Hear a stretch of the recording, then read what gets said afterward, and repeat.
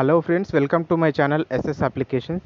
ఈ వీడియోలో మనం ఎవరెవరైతే ఎస్బీఐ క్లర్క్ జాబ్లకు ఎవరెవరైతే అప్లై చేశారో వాళ్ళకి ప్రిలిమినరీ ఎగ్జామినేషన్ కోసం హాల్ టికెట్ అయితే వచ్చేసింది ఫ్రెండ్స్. ఏ విధంగా డౌన్లోడ్ చేసుకోవాలి అనే స్టెప్ బై స్టెప్ ప్రాసెస్ని అయితే ఈ వీడియోలో తెలుసుకోబోతున్నాము. ఎవరైతే మన ఛానల్కి కొత్తగా వచ్చారో వాళ్ళు సబ్స్క్రైబ్ అయితే చేసుకోండి. అదేవిధంగా ఇక్కడ స్క్రీన్ పైన కనిపిస్తున్న విధంగా ఇంటర్ఫేస్ అయితే వస్తుంది ఫ్రెండ్స్. ఫస్ట్ మీకు డైరెక్ట్గా లింక్ కావాలంటే నా డిస్క్రిప్షన్లో అయితే ఇస్తున్నాను. డిస్క్రిప్షన్లో ఉన్న లింక్ని మీరు క్లిక్ చేసి మీరు ఈ ఇంటర్ఫేస్కి అయితే రావాలి. క్లిక్ చేసిన తర్వాత ఇంటర్ఫేస్ అనేది ఈ విధంగా ఉంటుంది. సో ఇక్కడ మనం ఫస్ట్ ఆఫ్ ఆల్ లాంగ్వేజ్ని అయితే సెలెక్ట్ చేసుకోవాలి. ఇక్కడ క్రెడెన్షియల్స్ అడుగుతుంది ఫ్రెండ్స్, లాగిన్ క్రెడెన్షియల్స్ అని. ఈ యొక్క డీటెయిల్స్ ఎంటర్ చేసే ముందు మీరు అప్లై చేసిన ఫామ్ ఏదైతే ఉందో మీ యొక్క అప్లై చేసిన ఫామ్లో మీ రిజిస్ట్రేషన్ నెంబర్ అయితే ఉంటుంది ఫ్రెండ్స్. ఆ రిజిస్ట్రేషన్ నెంబర్ని మీ దగ్గర ఉంచుకోండి. అదేవిధంగా మీ మెయిల్కి అండ్ నార్మల్ మెసేజ్లో మీకు పాస్వర్డ్ అయితే వస్తుంది. ఆ యొక్క పాస్వర్డ్ని అయితే మీరు దగ్గర అయితే ఉంచుకోండి. సో ఫస్ట్ ఆఫ్ ఆల్ ఇక్కడ లాంగ్వేజ్ అయితే సెలెక్ట్ అయితే చేసుకోవాలి. నేనైతే ఇంగ్లీష్ని అయితే సెలెక్ట్ చేసుకుంటున్నాను. ఆల్రెడీ అడ్మిట్ కార్డ్స్ అనేది డౌన్లోడ్ చేసుకోవడానికి డేట్స్ అయితే ఇక్కడ క్లియర్గా మెన్షన్ చేయబడ్డాయి ఫ్రెండ్స్. చూడండి, 13 నుంచి 27 వరకు అయితే ఉన్నాయి ఫ్రెండ్స్. తర్వాత మనం ఇక్కడ రిజిస్ట్రేషన్ నెంబర్ని అయితే ఎంటర్ చేయాలి. పైకి స్క్రోల్ చేసుకున్నట్లయితే ఇక్కడ రిజిస్ట్రేషన్ నెంబర్ అనేది కనిపిస్తుంది ఫ్రెండ్స్. ఇక్కడ రిజిస్ట్రేషన్ నెంబర్ ప్లేస్లో మీ యొక్క రిజిస్ట్రేషన్ నెంబర్ అనేది ఎంటర్ చేయండి. తర్వాత పాస్వర్డ్ని అయితే ఇక్కడ కింద ఎంటర్ చేయండి.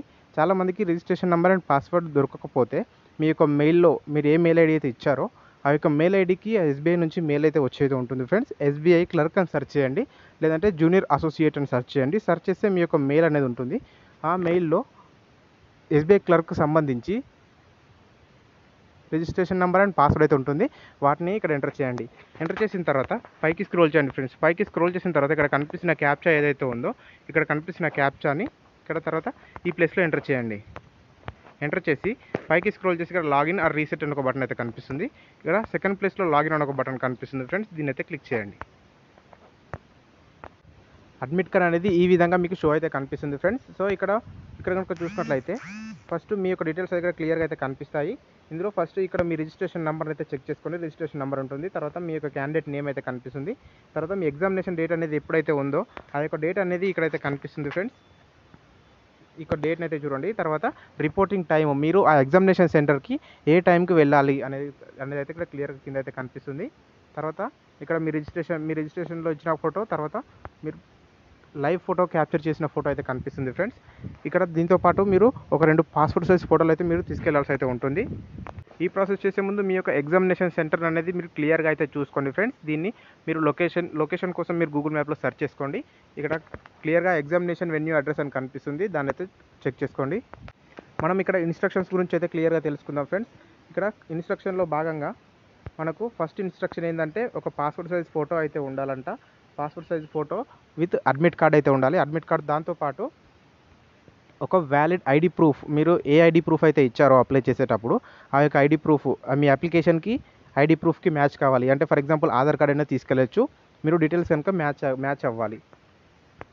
ఒకవేళ ఫిజికల్లీ హ్యాండిక్యాప్డ్ వాళ్ళు ఎవరెవరైతే ఉన్నారో వాళ్ళు ఫిజికల్లీ హ్యాండిక్యాప్ యొక్క సర్టిఫికేట్ ఏదైతే ఉంటుందో ఆ యొక్క సర్టిఫికేట్ అనేది ఇక్కడ తీసుకెళ్ళాలి ఫ్రెండ్స్. ఐడి ప్రూఫ్ కోసం ఏ డాక్యుమెంట్స్ తీసుకెళ్ళకూడదు అంటే ఇక్కడ క్లియర్గా నోట్ అయితే ఇచ్చారు. Ration card and learning driving licence అనేది ఇక్కడికి తీసుకురావడానికి అయితే వాళ్ళు యాక్సెప్ట్ అయితే చేయరు. ఒరిజినల్ ప్రూఫ్గా ఆధార్ కార్డ్, పాన్ కార్డ్, మీ యొక్క ఓటర్ కార్డ్ ఏదైతే ఉందో వాటిని మీరు తీసుకెళ్లాల్సి అయితే ఉంటుంది. అదేవిధంగా నెక్స్ట్ కనుక చూసుకున్నట్లయితే ఇక్కడ మనం ఎగ్జామినేషన్ సెంటర్కి 15 మినిట్స్ ముందుగా మాత్రమే అలౌ చేస్తారు ఫ్రెండ్స్. ఒక 1 మినిట్ 2 మినిట్స్ లేట్ అయినా ఇక్కడ అలౌ అయితే చేయరు. సో ఇక్కడ ఇన్స్ట్రక్షన్లో ఉంది ఫ్రెండ్స్, 15 మినిట్స్ ముందు మీరు ఆ యొక్క ఎగ్జామినేషన్ సెంటర్కి వెళ్ళాల్సి అయితే ఉంటుంది. ఇక్కడ మళ్ళీ ఇక్కడ క్లియర్గా నోట్ అయితే ఇచ్చారు ఫ్రెండ్స్. చూడండి, ఎయిత్ పాయింట్ దేని గురించి అంటే ఒకవేళ మీరు సెవెంత్ పాయింట్ ఎగ్జామినేషన్ సెంటర్కి మీరు కనుక లేట్ వస్తే మీకు ఎగ్జామ్ రాయడానికి ఎలిజిబిలిటీ అయితే ఉండదు, అక్కడ నుంచి వెళ్ళిపోవాల్సి ఉంటుంది అని చెప్పేసి క్లియర్గా అయితే మెన్షన్ చేశారు. సో మీరు ఆన్ టైంలో వెళ్ళేసి ఎగ్జామ్ రాయాల్సి అయితే ఉంటుంది అనమాట.